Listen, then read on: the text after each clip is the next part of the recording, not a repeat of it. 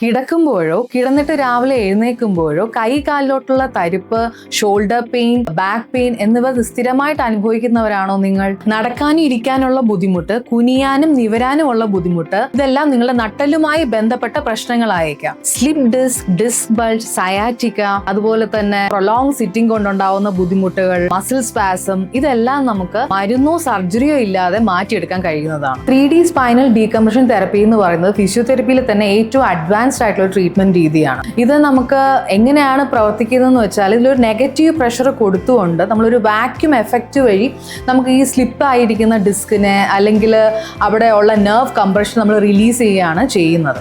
അപ്പം ഇതിൻ്റെ ഏറ്റവും അഡ്വാൻറ്റേജ് എന്ന് പറയുന്നത്, ഇതിൽ നമ്മൾ മെഡിസിനോ ഇഞ്ചക്ഷനോ ഒന്നും തന്നെ യൂസ് ചെയ്യുന്നില്ല. അപ്പോൾ ഇത് നമ്മൾ എടുത്താൽ നമുക്ക് സർജറി 100% നമുക്ക് ഒഴിവാക്കാൻ കഴിയുകയും ചെയ്യും.